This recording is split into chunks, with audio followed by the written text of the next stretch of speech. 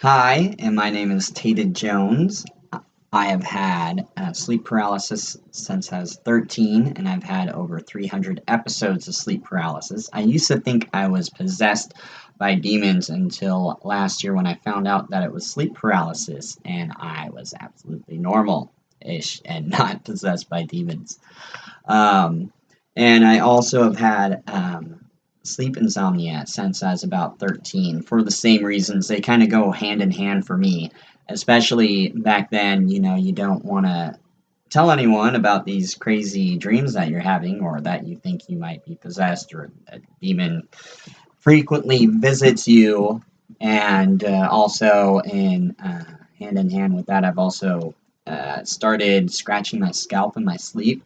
Uh, dermatillomania, and you scratch your head in your sleep, and then you kind of do it sometimes, kind of like biting your nails when you're awake.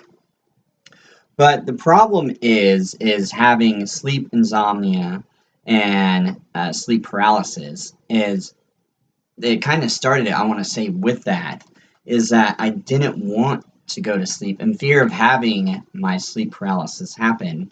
And so then just staying up late and then having to take sleeping medication. That way I could go into a deeper sleep. That way I could actually get sleep because I didn't want to go to sleep because my scary sleep paralysis that I had no idea was normal until later. And you build up a tolerance to sleeping pills. So then you're bouncing back and forth in between that and medicating with other things and such. I'm just trying to find the time on this deal. Oh, there it is. And I don't know if I can add graphics later. Otherwise, I will. I'll add graphics. But until now, it's just me. So yeah, I will also be covering a few other things. If you saw my intro video, I'm gonna try not to say as much. Not So yeah, I've had sleep paralysis since I was about 13 and started doing astral projecting when I was about 8. I want to say, I can't remember what I said in the other video, but it was about 3rd grade, and I wanted to have control over my dreams, and one of the first ones, I shot up over the town, and I could control everywhere I went. But with this, it really does cause a problem if you do have, are at a young age, and have continuous sleep paralysis like I do. The sleeping can become a problem because even when you do have an episode of sleep paralysis, it can act as if you didn't even get any sleep. And so for me, I've had tons, and so some of them I feel like are hours long. And it's just traumatizing, and I don't get any sleep. And then I'm just wiped out for the next day and a half. Depends on what the experience is. I can have them short little ones. I'm fine with those by now. But it's the big heavy ones that really get me. Are the ones that feel like hours, and then you're losing control of the dream and full blown hallucinations, or just in the dream world, where it's kind of like Inception a little bit, and I'll talk about that later in another video, or I'll talk about it now.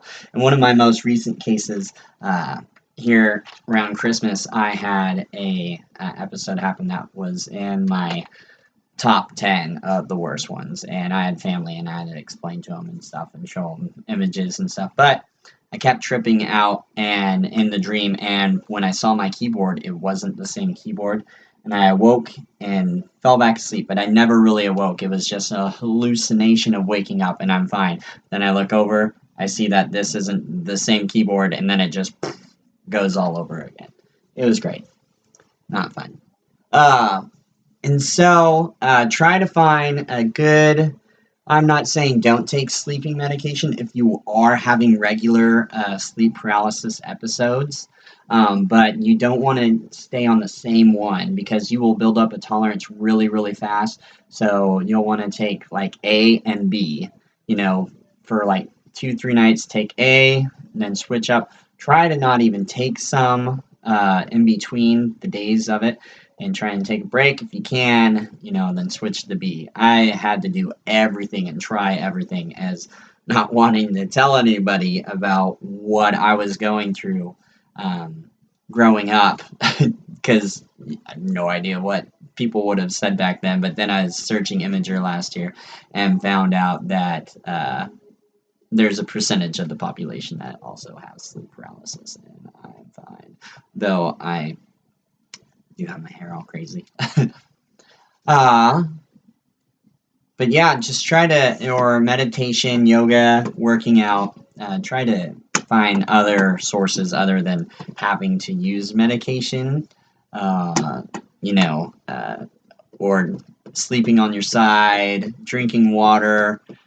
Try not to drink dairy before you go to bed and stuff like that, as it'll make your fluid more thick, and then it could cause for your throat to get stuck. It depends on what your problem is. I've had lovers and stuff tell me it sounds like I'm choking sometimes when I'm sleeping, and so I can only imagine that's what's triggering the sleep paralysis, as I've done my research, which I'll post another video about. Anyways, so yeah, if you have sleep paralysis, you're probably going to have insomnia, depending on which age you are and how much you, how many episodes you actually get or frequently get and stuff like that. But my heart goes out to you if you just found out that you are not possessed. So it's just search on Google images of sleep paralysis. That's the easiest way of showing family and friends or other people, or posting to your Facebook about that that you thought of that, and it makes it easy to explain. Anyways, thank you very much for watching, and I'm about to do another video. Peace.